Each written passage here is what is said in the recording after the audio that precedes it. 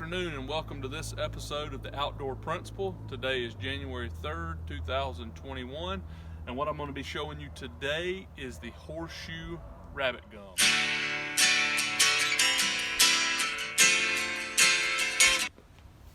Alright, so today what I'm going to show you is the Horseshoe rabbit gum.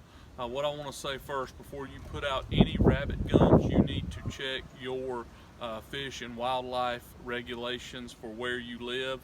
We are here in the state of South Carolina, and in South Carolina, on property you own, and if you possess a fishing hunting license, you can put out 5 rabbit gums on your property. So what I'm going to show you today is the Horseshoe trap. So come on up here and let me talk through it a little bit.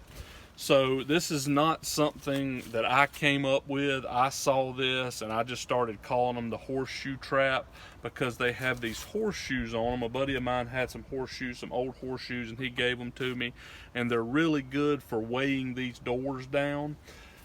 As you look here, this is older wood. I had to replace this door. That's why this door looks newer. I replaced the front door and the back panel here, but this is older wood, and you want your wood to be aged. I think it works a little bit better. But what I have here is a piece of clothes hanger that I took, and I'll explain this a little bit more.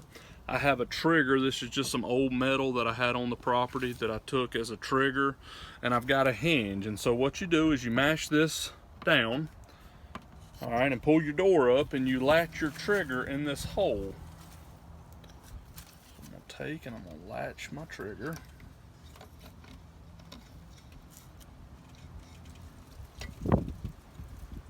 All right, so the purpose of this is you've got and you want this to be on sturdy ground, because you don't want the rabbit to step here and it starts rocking. They're not going to feel comfortable about going in that trap. So you want your trap on sturdy ground. So the rabbit's going to come up and go in, and he'll run to the back and hit this trap. Excuse our dogs in the background.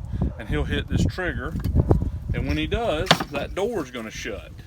And when the door's shut, this clothes hanger catches here, and he is not able to push out of that trap. All right, so why I have the horseshoe on there is to give this door some weight. So I'm gonna show it one more time.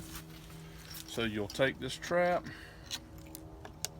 put your trigger in the hole. Put your trigger in the hole, make sure this latch is back up. All right, you've got your door, you've got your horseshoe for weight. So the rabbit runs in, runs to the back, hits the latch, and now he is trapped in. All right, and so now I want to show you that this trap works. So we're going to go see a rabbit. All right, so this is a box rabbit gum that we set last night. I just want to say this one is not a horseshoe trap.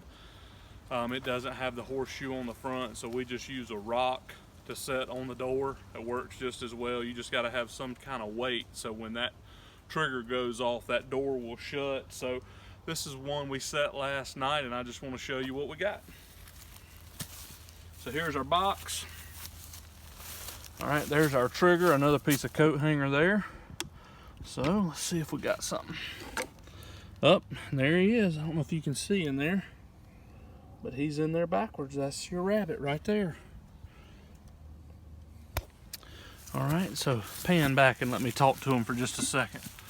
Now, there's a lot of people that use different things for bait in their traps. We do not use any bait in these rabbit gums, the horseshoe traps, or this gum that's similar to the horseshoe trap. We just put them out. The best bait you have is the scent of a rabbit.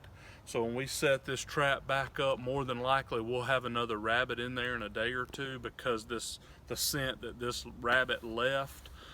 We used to use apples and different things, and not saying not to do that. Use whatever you feel is best for you. But we just found when we were using bait such as fruit that we were getting a lot of possums and other critters in our trap. Squirrels were getting in, and a squirrel will mess up a trap in a heartbeat. So we don't use any bait in our trap other than the scent that a rabbit left seems to be the best thing that we use. And I know you can buy rabbit scent out there on the market. We never have, but you can buy it. So I hope this helps you. This is just something we do here on our small piece of property to catch some rabbits. We're actually going to turn this guy loose. I just wanted y'all Thank you for watching The Outdoor see that these Principal. traps Stay do tuned for more episodes.